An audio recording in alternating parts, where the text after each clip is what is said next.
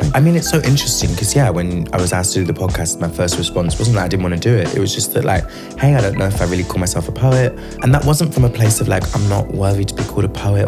But even when I was in the poetry scene space, I loved it. And I'm so glad that it was my entry point. And there's lots of reasons why it was, Where else can you get up on a stage for free and be asked to do it? And people will clap or click you, even if you've just done it your first day.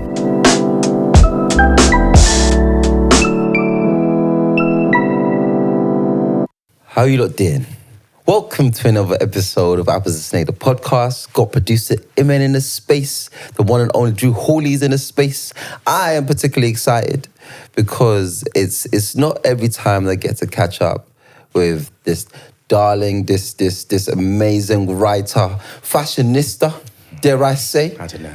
What do you mean? Stop the noise. Stop the noise. But if there's one thing that we always get time, however small, however kind of like lengthy in the space, there's always a check-in in relation to life, first and foremost, work, secondly, and how we're just kind of like managing through everything. So it's with absolute pleasure that I'm introducing the one and only Travis Alabanza in this space. Oh. What's going on? You didn't even give me room to like, all right, cool, this is what we're going to be doing. This is how it's going to flow.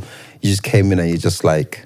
Babes, I don't like running it like that. I trust you. If I didn't trust you, do you know what I mean? I've seen you do your job well multiple times, then I just run with it. If it's someone I don't see the job doing, you would have got an email saying, here's things I don't want to do. It's a different me. It's a different me, but we're not running like that. How this is the energy I'm in. This is the space I'm in, and I'm just gonna go with it. How present are you right now? This point in time. What's the situation? I feel like I don't do a lot of podcasts anymore. So I made a commitment that if I'm gonna do it because it was you, like I'm gonna enjoy it and enjoy the chat. So I feel like I'm just locking in there.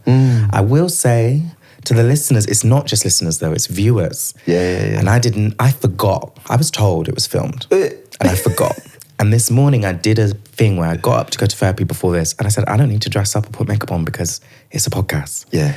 And then in my head, I learned all podcasts are filmed nowadays. I was like, nah, this is a poetry podcast, ain't gonna be filmed. Well, I'm wrong. Even poetry's getting into the now current century. We're messed. So I am slightly unpresent because I did make this commitment to myself that if any time I was going to be documented in 2025, I would look like there was 7 people that were pulling my face back. So I've stopped it and it's only February. So there we go. I'm 90% present on you, 10% wondering if we can Photoshop live film. I caught up with Keith Jarrett. Spoke similar conversations in relation to what I've been seeing over the years of iconicism in the style of the kind of clothing that I would ID like Keith from afar. To which the tracksuit, the tight tracksuit, showing a little gun. Yeah. The Keith Jarrett. In all of the Keith Jarrettness. Yeah. And I was really pleasantly surprised into the deep dive that he took me in relation to the clothing and just how far that went. Style in relation to you, how important is that in being present? Because I feel like there's a similar thing and a parallel of story, of style and presentation. Why, what's the tea? And history to that, to you. And what does that mean for you? Well, unfortunately, from like starting at such a young age, I'm young now, but I started so young, I feel like, unfortunately, because I've been documented for 10 years, there's some big style mistakes that I made in that. There's some history that I would love to be not archived. But for me, style went hand in hand with wanting to be an artist. Yeah. I think before I knew how to write, I knew that I loved to dress. Yeah. And for me, I didn't really know about writers until like the later part of my like middle, late teens, which isn't that late actually for a lot of people, but I think sometimes you speak to writers and they're like, I was in the library, I was watching MTV music video and being like, why can't I sing? I wish if I could sing, then this would all be sorted because then I would be a pop star because I loved like making visuals and And it's kind of why a lot of my poetry stuff early on always had like a show or an image or I would dress or do a thing because I was so obsessed with like aesthetic. Yeah. now I've calmed down a tiny bit. It's more personal. It's less a performance. It used to be a big performance. Like now I just wear what I want to wear. But style is, I mean, it's an extension. I love it. I take such joy in like being able to adorn myself and things and to change my mood and other people's mood. Yeah. That's actually what I love doing. Like I know if I put on a certain outfit, how everyone else will treat me is different, better or worse. Yeah. And that's cool to see how fickle it all is. And I think even there's something about, I'm gonna just stick with poetry for the time being in, you know, because I see rappers, I see actors, musicians looking as fly as ever on like red carpets. And I'm like, why are we not afforded the same? Let's get into it because there is an aversion to glamour in poetry. And I remember when I was starting out, I used to dress, right? And some of the other poets would look at me and be like, why are you dressing like this for an open mic? I'm like, because I'm about to be seen. Sorry that I want glamour. And you know, sometimes I do think the outfits were hiding like bad poems, but that was my skill. It got me to this podcast today. I loved it. I would love dressing up. And people used to really shade me for it. There used to be some shade. Jokes. One time a poet said to me, your website is really like lavish, innit? I said, what? As opposed to what? What does that mean? Yeah. So it's that thing of like, what, and I'm sure we'll touch on these in different ways of like, what kind of permission, what, you know, it's almost like if there is this budding stylist or something or whatever is brewing inside, but because it's poetry or because it's this, it means that you can't, I don't want to say can't, but if you feel like to show out in a sense, you might be criticized for like, or there is something that blocks that. I know this is very off from what we're here, what we're talking, but it's not off. I think it's important to kind of, if there's anyone to chat to you about it's not off. It's you. It's not off because I think, look, I promised that when I came on this podcast, so I wouldn't just be like, and this is what's wrong with poetry today, because it gives so much, and why would I come to someone's home and poo on it? You know, I'm allowed to swear, shit on it. But I think that there is, every art form comes with its limitations and its like expansiveness. But I do think that in poetry there is this like, or I found that there's this obsession with defining yourself and this obsession with like boxing yourself in and this obsession with like telling the world that you need to take us seriously. And there was something that I think is interesting when you dress extrovert or what they see as extrovert or extravagant or etc., that is in compromise to the severity of the work, as if being serious in the work is the goal. And I used to find it so interesting. I was like, if you can't tell that I can write because you're distracted by how high my heels are, that really says something about you, not me. And actually, to continue to be an artist for 10 years, we know, as people doing it, you have to have more than just words. 100%. Loads of people are good writers. What is it that makes you on there? What makes it, some people might not have the style, but they might have something else. They might have whatever. To me, I knew like, I'm creating an energy. And to me, clothing is a punctuation. Just like some artists are amazing, some writers and poets are amazing at using punctuation in their page work. To me, I'm like, actually my style is part of that. Parts of that aesthetic. And I don't want people to come, because actually, how do you move from, and it's not saying what's better or worse, but I started off doing open mics like we all do. And then I moved to the 5-minute slot, and then you move to the 10-minute slot. And I'm not saying it's progression, but eventually you might want to do your own show, or you might want to have your own poster that people are coming to you. Well, I wanted people to feel like they were excited to come and see me. And that is part that at the time that was part of the look. And there is an unpredictability about what's the look, what's the feel, what you're gonna bring. That's gonna be that I didn't see you in Monday, or like, do you see what I mean? Like, what is gonna happen? And I knew that at the time when I was first starting. Now I don't think I do that as much because I don't feel like I'm as focused on how I see my. You know, when you're first starting out, I do think you need that energy to be like, how am I gonna emerge? Everyone talks about emerging artists this, and so much onus is put on how we support emerging artists, which I think is so true. But I was always like, how do I support myself? Like, how do I give myself the best shot? And it was that. It was like, okay, maybe this isn't always as authentic as it could be, but I'm excited by it and I care about it, you know? And I'm keen to kind of tap into that a bit more, but earlier years.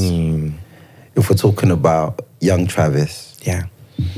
Even more. I really want to know the music videos in MTV. Like if there was one and the song, definitely hold that thought. Yeah, I got it. But I'm also keen to know about if there was a particular story that you remember writing first. Yeah. Ooh. Yes, I do. So I don't know where you want to start first, and also whether both, in a weird way, align, or whether they're at separate points, or whether like loose, whether there were parallels between both things. 100. So Okay, like, cool.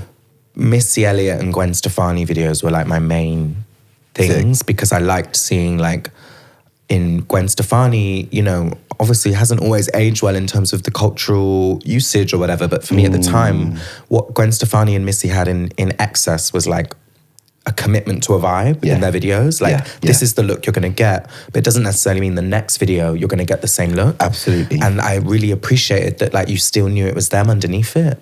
And some people, I would go to school like that. You know, one day in school, I would wear like 7 jumpers over the top of each other with loads of bracelets and that would be my vibe. The next day I would like wear my like really tight black trousers that I've sewn like this with like big long boots. But then the next is like baggy trousers and like a big puffer jacket. Like I was trying to like change it up.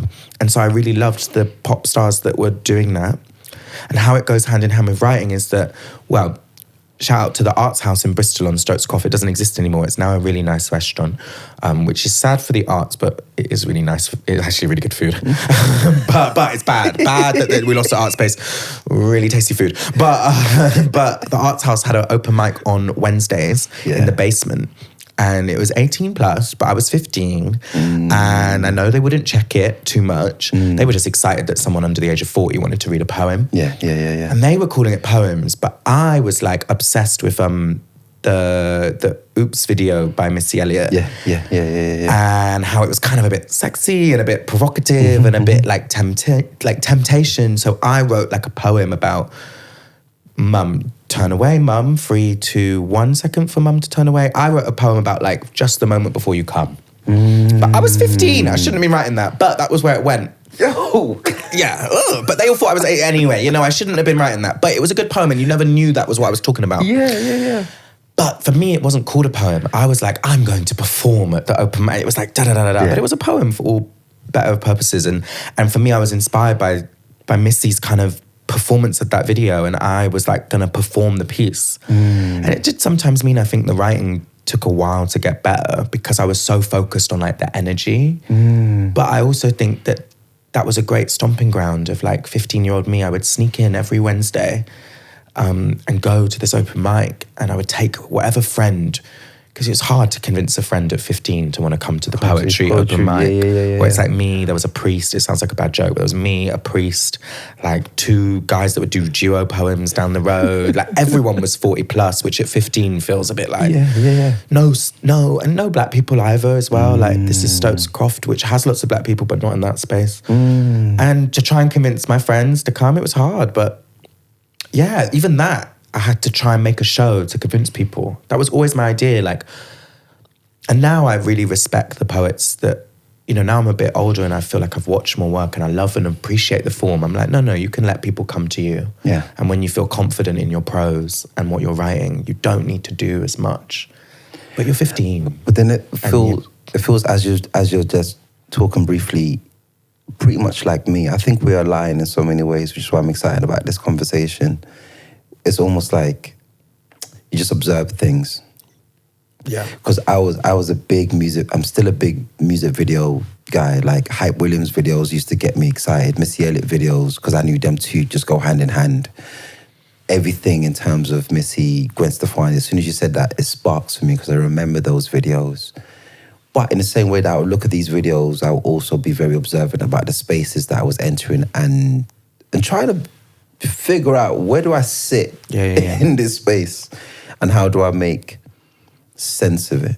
Even literally up until this point for you, like you're very much conscious of the spaces that you've occupied and the spaces that, for lack of a better word, you're in because you know what the vision is in 2-3 years time, right? As you don't see that changing any time. Has that only just evolved, or just like, is it something that you're like, you know what? What, that observation? Am I putting too much thought into something, or should I just be a bit more free in just how I've tried not to be a thinker. But okay. I've tried it. I've tried to be like, because sometimes I look at other artists that are able to like lock themselves in a studio and just work for a month and a half and not have so much awareness of audience and self. And I think that there's so much merit in that. I just can't do it. Yeah. Or it's not naturally. And I think when my work has been the most successful in what I set out to do, but also in terms of what success is, when I'm use that awareness I have to heighten what I'm making. Yeah. And use that to my advantage and enjoy it. I enjoy it. I enjoy thinking about who could be watching this and like how I can make them feel. And when I was younger, of course, that was like, how do I aggravate someone? How do I disrupt? But now I'm enjoying the different tone of like, okay, like, how do I surprise this person that I'm assuming could be here? Yeah. How do I know there might be two different types of people in this room, and how do I surprise one of them and hold another? And how do I sharpen that feeling of, let me try and make half the room laugh and half the room gasp? Yeah. That's a hard task. How do I do that? You know? And so I love that observation. I think it's like, we learn, don't we, the skills that we're good at and the skills we're less good at. And I think it's one of my skills that I really enjoy. And in sticking with that observation, I remember when someone termed me to like, yes, poet. I had a moment. It was a moment where I did have like that, not that I discredited anything of what was said, or, you know, but I think there was something there where I felt like I absolutely acknowledged this, but at the same time, there's so much more that I want to be doing and endeavoring. It's not to say I don't want to forever be known as a poet, but my interests very similar to these music videos that I've seen over time. And if I kind of use Missy Elliott as an example, someone that I see that's so free in whatever kind of area to go into in forms of creativity, there's so much more I want to add. And in our discussions, it's not just the poetry. It was entry point is the poetry, but it blossomed in other genres, other areas, other thoughts. Yeah. How was that for you? Yeah, it was kind of... Or how is it still? Yeah. I mean, it's so interesting because, when I was asked to do the podcast, my first response wasn't that I didn't want to do it. It was just that, like, hey, I don't know if I really call myself a poet. I don't want to take space from people that do call themselves poets. If that's cool with you, then I'm happy to come on. Yeah. And that wasn't from a place of, like, I'm not worthy to be called a poet or da-da-da. It's more that I think, for me, when you first start, call yourself whatever you want. Own it, name it. But I think there's like a certain dedication that you should have to your craft when you call yourself it, when you're doing it and when it's your job. And I would say that, like, I can call myself tentatively still, but I can be like, yeah, I'm a playwright. I've like worked on that. Yeah. I've done 4 plays now. I think about it, I feel it, I immerse myself in the world. I feel like I know the references or know the people. And I feel like with poetry, like, I don't know if I've done that commitment to be able to say, like, I still am a poet.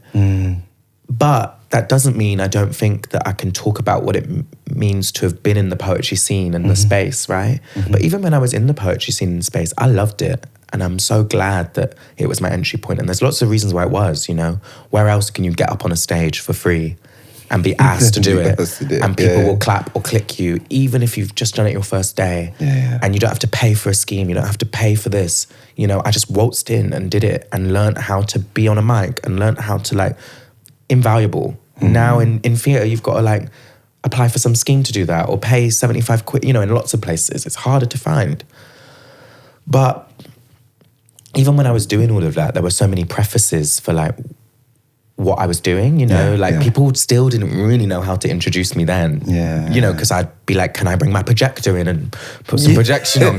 I'm going to do this weird sound minute, like da-da-da-da, I'm going to, like, I was moving and somebody, you know, and, like, it was always a bit like, what she, you know, like, as the tech riders were getting longer and longer and someone would go, babes, it is just a poetry night. Like, yeah, okay. You know, I remember one poem I did, inverted commas, where, like, I'd, you know, recorded my voice and put like 12 different editors over it, and I was speaking in it, and then the projections would come on top of me and all of this. And I was like, babes, you're using poetry to find something else. To find something else. And that's why I'm like, it's not that I would call myself a poet if I felt like I'd stayed with it and stuck with it. Yeah. But instead I saw it as like a really invaluable jumping point. Like Barbican Young Poets changed my life. That doesn't mean I have to be a poet for it to still change my life. Like when I did that, it changed my life because I saw people dedicated to their craft. You know, like meeting Jacob and Rachel and seeing people like dedicated to being an artist, even if that's not the form that I'm dedicated to. I was 19, I just moved here. Yeah. And I was also around older poets or people that felt so much older and then, you know, they're 3 years older, 4 years older, but, you know, at the time you're like, oh my God. Yeah. And you're like, wait, they want to do this, they want to be this. And so whether or not I then became a poet or not, that dedication was from poetry. Yeah. That like commitment to like, I'm going to work on this, I'm going to look at edits. I'm not just going to rock up, you know, I'm going to think about it. Yeah. I was rubbish at Barbican Young Poets. I was not the like star pupil. I was really like a bad student. I would turn up late. I would not really understand the editing process. I would moan. And then afterwards we did the showcase and I remember seeing all these people get so much out of it. And I thought I could just rock up because I know how to perform. But actually Barbican Young Poets is all about the words. And I was like, my poem's not as good. And it's in this booklet. That was the first time I'd seen something printed with my words in it. And I read it and I was like, this isn't that good. Yeah. So go away and like learn how to write, you know, or like study or think. And I think that's when I learned that maybe poetry wasn't for me. I was like, the things I'm trying to read are like novels and plays and performances and stuff like that. What I love is that Burgerz, all the theatre reviews said how poetic it was. Great. Which is beautiful. Which is amazing. Like which moment. tells me, great, that's like an essence of the thing that I came through to help me in this new space, you know? And you brought a snippet of that to share with us. Yeah. So if you don't mind. Yeah. And then we can talk about it a bit. Yeah, I love it. Sorry, I'm ranting on. I'm like, blah, blah, blah, blah, blah, blah, blah. Not at all. I thought I'd just pick the ending because there's so much of Burgerz that I don't still resonate to, but I think this has still got resonance with me and hopefully now. So actually, this is the only bit in the play that I give to someone else to read. So this is the ending where in the big cooking instruction book, I give this to a random white woman that I pick from the stage and she has to read this to me on stage. Cool. I vow to protect you more than others have before. I vow to protect you as in the plural, as in more than just you. I vow to realize that in my safety, in my comfort, in my silence, comes your danger, hurt, and entrapment. I vow to know that I cannot possibly be free whilst you, the plural, are still hurt. I vow to know that I cannot remain silent when others are hurting, to recognize that silence is part of the hurting. I cannot on my own make them stop, make them turn away, make them look less. But I can wake up. I can open my eyes. I can do better. I vow to make sure that every day I go outside, I realize I am not alone, that I am with you, the plural, and I, the plural, that there cannot be singular anymore, that we have tried singular, but singular continues to fail. My freedom isn't just tied to yours, but I cannot define freedom without yours. And then it goes into the burger throne. I'm just going to end it there. I want to get into this, but before that, reading it in 2025, thinking back 2016. 2016, how much has changed between that period of time of when you wrote this? For the world or for me? Or just for you. Actually, no. Now you go where you want to go with it. I'm interested in you, but then where you want to go from there, please. Well, the reason I picked that bit of the piece is because for me, that bit still, we need it and really now more than ever. That idea of being together with each other and trying not to be singular is like actually feels more pertinent to me. Yeah. But then the reason I couldn't pick any of the other pieces authentically is like I've changed so much. Yeah. So many of the personal things that I've written about Burgerz, I was like, I don't know if I really believe that anymore or stand by that, or, you know, that's the pros and cons of writing something so young and it being published is that, you know, you change rapidly. But the world, it's interesting. Like Burgerz came out in 2016 where or 2017, when we were just first starting to get an idea that trans people were going to be used as like public kind of excuses. You know, it was like kind of the first time that the Sunday Times were using those Sunday slots to debate transness, and everyone was a bit like, whoa, it was post-trans tipping point. There was a huge influx of trans visibility, and you know, we're 9 years on, and we've seen where it's ended up, and we've seen how it feels, and it's like we thought that was a peak, and there's more peaks. So in that sense, the world is like more intense for that community that I was writing about. But in terms of me, I'm calmer. Me writing that, I was so angry at everything, and I'm so glad for that anger. But I really thought I knew it all. I thought that I made Burgerz because I was like, this is going to tell like, everyone exactly how to feel. And now when I make work, that is just not a question that is not something I'm thinking about when I make work now. It's like, how can I make someone think this? Or, you know, I'm not, like I was like, you know, I asked more questions. I don't think I was asking as many questions in Burgerz. I want to, oh my gosh. Where do I go? Because I still like the energy of just like, yo, this is me. I'm very present. You're going to hear what I'm trying to write. Because I think there's a part of that energy that should still stay with us, as opposed to just allowing other people to kind 100. of dictate what the kind of work we should be creating.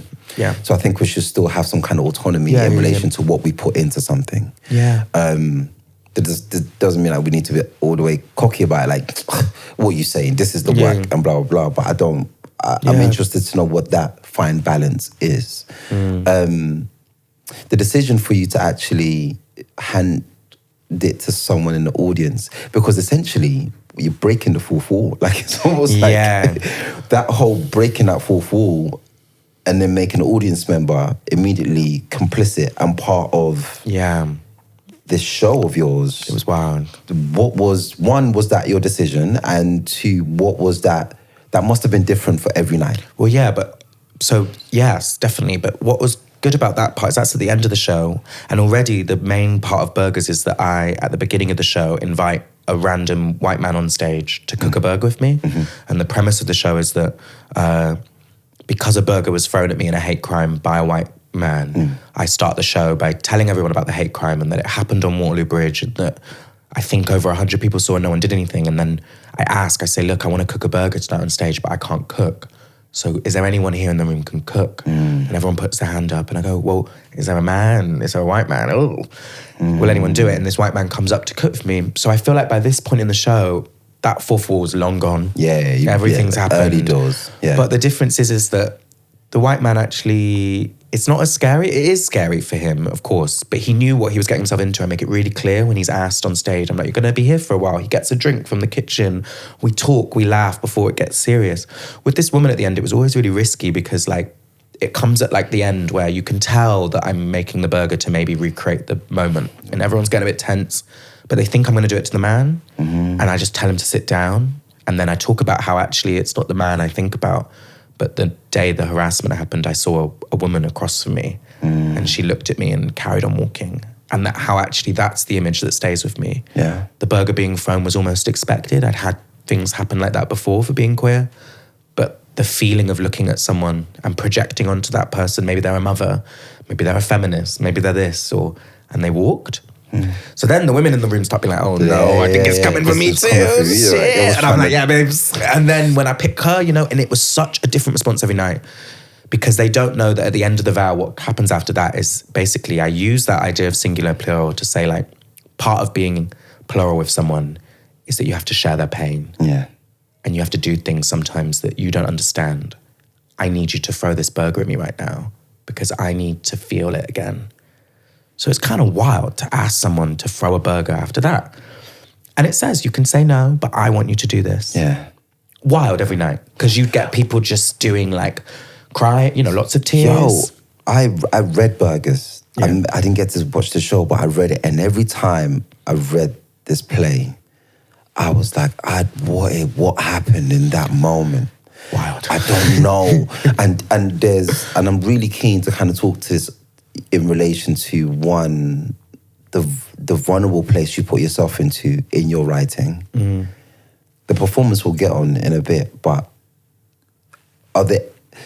when you think about Burgerz, this part of the play that you shared with us, are there any key points in this that really resonate with you in the writing? That like whenever you get to that line, or that you're like, oh yeah, okay, cool, we're here.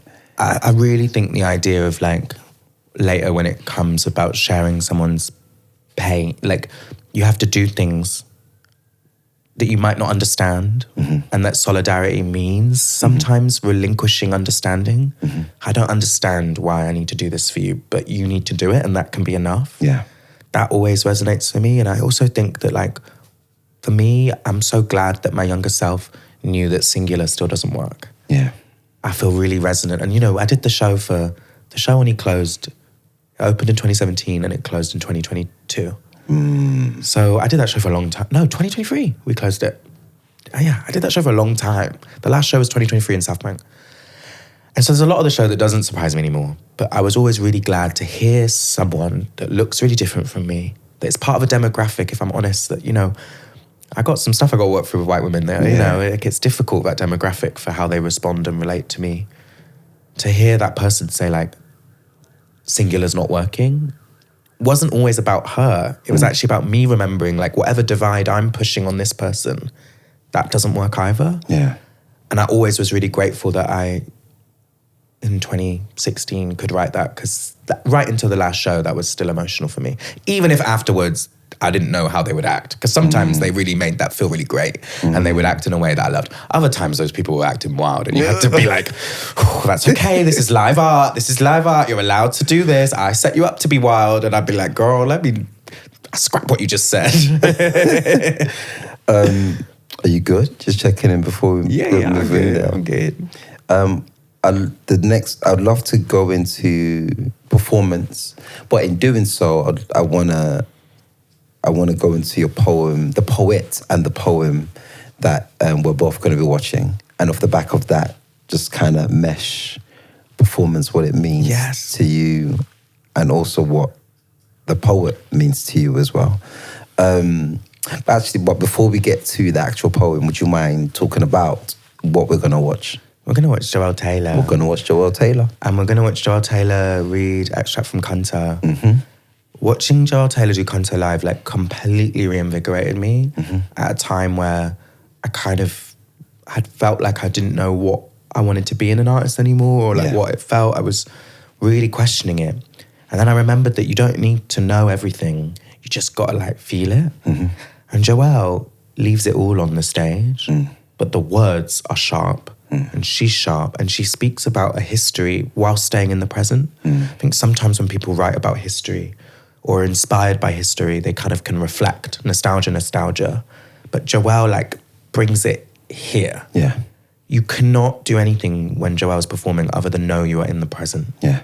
And I just think that that's an incredible skill. And, you know, I would be amiss to not say that, like, as a younger queer person when I was starting up, seeing an older, with different identities in loads of ways, but an older, like, gender non-conforming, you know, visibly, like, is always going to be visible as something that is not what other people would normally see, but stands really tall and cares. I was just always obsessed with Joelle. And I thought Canto it was so amazing to see Canto get the flowers it deserved. Yeah. Because it was a game-changing piece of work. Let's watch this poem. It got me excited. This is. I did all of that without making a snidey comment about not giving flowers. We'll edit that out. Edit and... So yes, as an introductory poem, I wanted to read the beginning of a section of my last book. It's called Canto and Other Poems, which is the story of 4 butch dykes and the community they were a part of, and how they changed the world, not only for themselves, but for each other, and then, of course, how they died. And this is sort of one of the opening poems. It's called Psalm, and it's set in this bar, fictitious bar called the Maryville. Oh, Maryville, song of loose shirt, you button-down boy, you thick rod of irony, oh Maryville, you sawn-off miniskirt, you tights torn into choir, oh Maryville, oh swagger, oh denim, oh keychain, I am plural, Oh, Maryville, we dress as our greatest fears, we dress as ourselves. Oh, Maryville, the etymology of dyke, so many holes to fill. I knew your mother. I knew your mother, saw them lower her body into her body, saw how she became cenotaph, the neighborhood children left flowers at. Maryville, I remember your sister, how antelope she was, how she froze when she heard the first roar, how she fell into the O of the roar. Oh, Maryville, the antelopes are eating the antelopes. Oh, my Maryville, forgive us their trespasses, oh Maryville. Let us walk alone at night, and let the night not follow us. Let us drink too much and awaken in each other's mouths. Let us be ugly. Let us unwashed. Let us language. Our mouths are filled with men lying, dancing. Let us pass the half-smoked cigarette. Let us fatten. Let us leave our faces on the back seats of night buses. Let someone take a photograph not of us, but because of us. Oh, Maryville, let our limbs grow wild, our hair retreat, our hormonal seize. Let our breasts, let them. Let us inherit each other's teeth. Oh, Maryville, keep us alive this death. Keep us from prayer. Deliver us from ego, for thine are the body, the birthing and the burning, forever and ever. Are you a man? Thank you.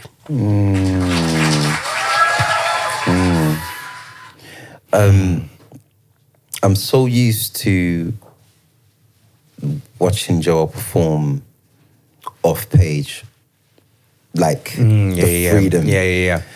And it's so interesting to see, even with book in hand, we're still experiencing everything that is Joelle Taylor. Yeah. Which for me, it always like, it crushes any of them talks to be like, oh, it's different sometimes. I'm like, you can still give. Yeah. Whether you're holding the book in hand or a phone or whatever it is, or whether you're without. Yeah. And I wonder whether that's a thing with you. But to the poem, when you're there watching it again, similar feels, or like how what the refrains are sticking in my head? There's so many things. Like what geek out, man. Like I think that like because we just spoken about my work and plural and the self and freaks and like being outside. I mean, Joelle literally says plural in the thing in the many, and I'm like, the resonate moment. And it just meant like it was like cool to see that connection. And then also I'm like, oh, it makes so much sense why I love this. I could, when I saw it the first time, I couldn't figure out why I loved it, or I thought it was about Joelle, and it is. But listening to the words this time, I was like, of course, it's like what sings in what I try and do as well, about like making otherness feel powerful, but not in a way that invokes pity, in a way that invokes like, of course. And I just love, like for me, it was when Joelle said about the breasts, just let them. Just let them. And I'm just like, like Joelle is just being like, come on. Like, and Joelle like lets words take over them in a way that I wish more people would let them do in whatever that means. Even if it makes you sound for a minute like you're offbeat, or even if it makes you sound for a minute like, you didn't pronounce something exactly how you should. Like, I wish, it doesn't matter because you like choked on something or you felt something. And Joelle always does that. Another thing I sense from Joelle's work is how these words, it's almost sung to us. Yes. Yes. It's almost like the feeling that it's not just a case of just saying these things, but it feels like I can hear the music and how all of this is. Yeah. I love that it's called Psalm as well, and I love all the references to religion, and that's something that my work also has in a lot of it hidden in, or sometimes really obvious, but all my plays have got like religious references thrown throughout them, and I love that Joelle does that. I love this idea that, I love when queer people do that. It makes me feel so like grateful. Performance. What does that mean to you?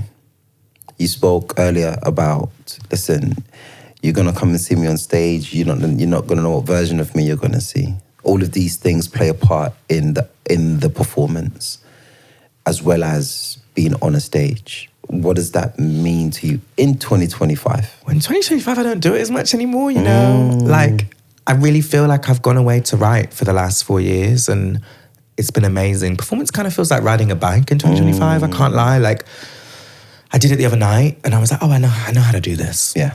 And it's natural. For me, it doesn't mean I haven't worked on it, but it's never felt like with writing, I'm like, I have to sit down and really learn this and think about it a lot more and look at people and what they're doing. With performance, I'm like, just get me on stage. Yeah. For me, it's like also something that is, as you change, so does the version of yourself that you want to be on stage. Yeah. In the inherence of performance is suggesting that there's like a bit of a disingenuine about honesty in yourself. Like there's this relationship to honesty and performance that I find fascinating. It's kind of in the essence of a performance, it suggests that you're not always your full self. Yeah. And I think when I first started performing, I didn't always find that true. I was like a version of myself that I couldn't be in real life. But now when I go on stage, I'm like, how can I walk out on stage and be the exact person I am here through? I don't need to test out. I'm not using the stage anymore to test out a version of myself I can't be. Yeah. I'm now trying to be like, how do I bring it through? For me, it's humor as well. I think, I like to use humor in my work. I like to make people laugh. And it's easier to do that when you're the one on stage doing it. I loved that. I knew that poetry was always whatever is because it was the 10 minutes in between each poem that would get longer and longer as I graduated. I remember I used to get booked for 30-minute set and I'd be like 5 poems, 6 poems in there. And I remember I did Glastonbury the first year and it was like poem, and they were loving it. The Poetry and Words tent, which are great and amazing, were like, great. Yeah. The second time they booked me, only in a year, this was the second year after the pandemic, I did a poem at the beginning, 20 minutes of like stand-up jokes taken to people. Incredible. And when one poem at the end, and everyone was vibing, but the Poetry and Words tent were like, we missed your poems a bit, And I'm like, and it's a sign. It was like, okay, the bit I'm enjoying is like, is that which I think is a poetry and is like a language to have with people. Quick fire round question. Okay, a moment that you're proud of. Just because I'm thinking about it, I'm proud of Burgerz for being a show that lasted that many years and doing that many performances. That is, I don't think people really understand for a show. I didn't even know that it went all the way to 2023. Well, obviously the pandemic's in the middle, and we went around Europe, Brazil, America, and we did 2 runs at the South Bank, sold out. And that show started in Hackney Showroom in a studio to 60 people, and they gave me £200 to make it. Wow. And it moved and it moved and it moved and it moved. And so I'm really proud, just after us talking about it, I don't think about it every day. But I'm really proud of that today. And I'm glad that you made it apparent and you acknowledged it in this sense. Yeah. So thank you for that, for sharing that. What are you currently reading or what are you currently listening to? Both. You can't, no, not either or. I'm a non-binary guest. What I'm currently reading is I just finished Love in Exile by Sean Faye, and it blew me out. It was just incredible. If anyone wants to think about their relationships and love, it's there. It's amazing. Yeah. And I'm now reading Stag Dance by Tori Peters, and it's a collection of short stories about masculinity and femininity and all these other things, and it's beautiful. And what I'm currently listening to is the lead singer, I don't want to butcher their name, but the lead singer of Little Dragon has just released like a solo album. Okay. It's beautiful, amazing. Do you write to music? Yeah, sometimes. I start off in silence and then on edits, or if it's a certain character or a certain like position. Once I do the first draft, I can write to music. But would you write to music? The reason I ask is like I used to rap to music, but then it jars, and now I find that I listen to like more ambient sounds, like fire cracking. Yeah. But don't you find? Have you ever listened? Yeah. Or like jazz. But if you write to jazz, it's crazy, then it all becomes a bit. Every character's a bit like, whoa, like suddenly every character's going through a breakup, and I'm like, ooh, like not every character can wear a turtleneck. That is so funny. Yeah. Travis, thank you. I think we could. Yeah. I really appreciate this because I think if there's someone that I can geek out with, there's a set of people, but you always meet me wherever I'm at in thought, which is a pleasure. Do you know what I mean? And it's good to know that you're closer, you're more local to some degree. More local, yeah. And hopefully we can just get this round and do more of this going forward. Thank you very, very Thanks much. so much for having me. I'm saying that you need to rest in your day. You're not going to rest of your day. But also, thanks Apple and Snakes. They used to give me all the gigs. And they used to give me all the space to try it out and play around. And I'm not just saying that, like, you know, it's such a vital space. So This is your camera. So if you want to address Apples and Snakes to anyone else, this is on you. Thank you to all the appropriate funders of Apple and Snakes that have supported my development as an emerging artist. Thank you very much. All right, cheers, babes. That's it. Thank you for engaging and tuning in to this episode of Apples and Snakes, the podcast hosted by me, Yomi Shode. If you like what you're hearing, what you're seeing, please make sure you subscribe via the DSPs, Spotify, Apple. Make sure you tune in on us on YouTube and subscribe. Stay. We've got plenty more stories to go. We don't want to lose you just yet. Big love.